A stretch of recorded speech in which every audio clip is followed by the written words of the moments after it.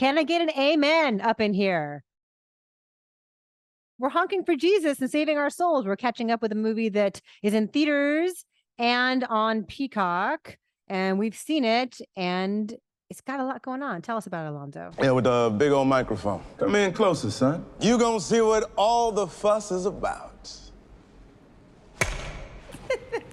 Yeah, it's premiered at Sundance this year. It is from writer-director Adamma Ebo, and it is loosely based on, I mean, the Eddie Jones scandal in Atlanta, but really numerous examples of this kind of thing. It's a mockumentary about a couple played by Regina Hall and Sterling K. Brown. They run a massive mega church somewhere in the South. I don't think they get very specific about where exactly. And the church is currently closed because there has been a scandal involving Pastor Lee Curtis Childs and his relationships with various young adult male parishioners. But the two of them are confident that they are going to reopen and be back bigger than ever. And so we join them in the weeks leading up to what they think is going to be their big Easter Sunday revival and return, but obviously, of course, things do not run that smoothly. They have there's another couple that are both co-pastors that have started another church that has sort of absorbed most of their parishioners. There are various kind of dealt with aspects of both the scandal and their marriage that they're going to have to deal with. So this was a lot of fun a lot of the time.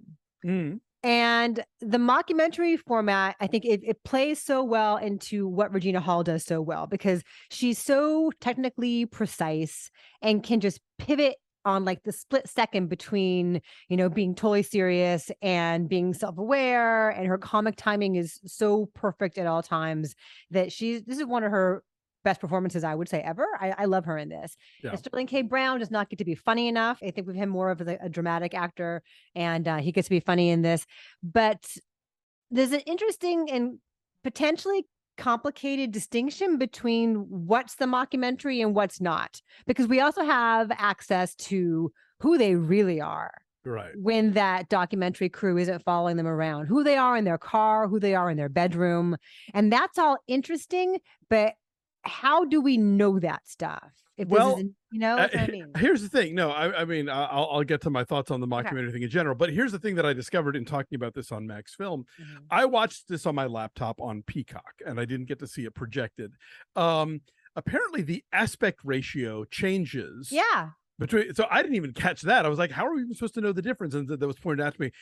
My thing with this is I agree with you that Hall and Brown are amazing in this movie. They're firing on all cylinders, really rich, meaty stuff coming out of them. Like they're delivering fascinating characters and doing really interesting and funny stuff and dramatic stuff.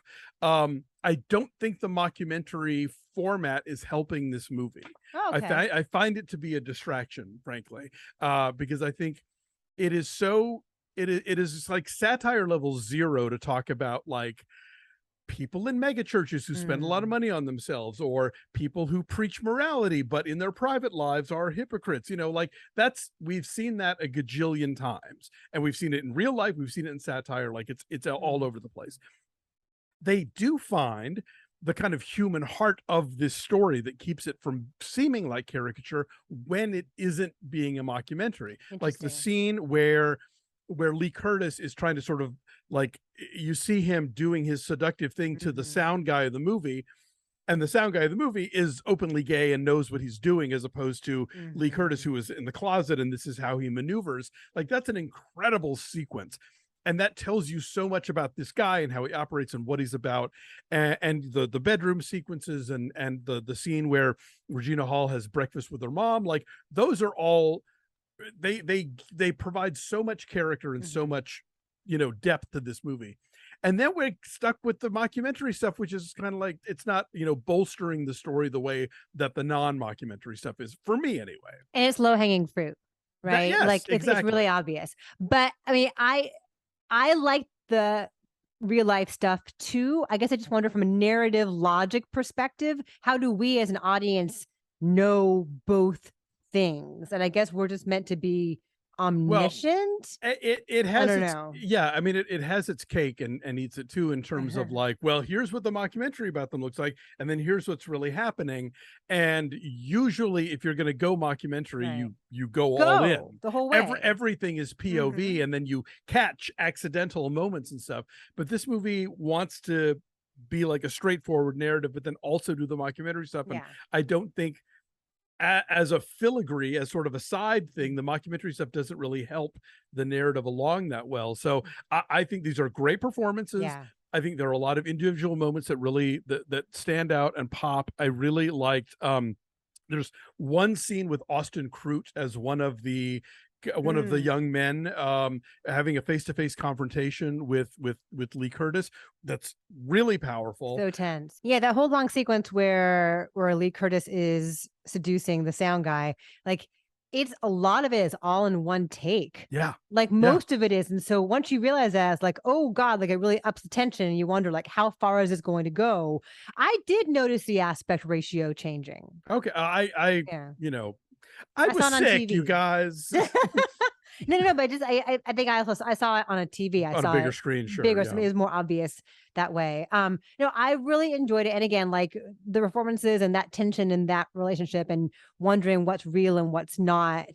You know, as far as there probably was a real love at one point, and has devolved into a transaction or an arrangement. Nicole Beharie is very good too, as always, as the wife of the pastor in the competing church. The co-pastor. I'm sorry, co-pastor. I should, yes.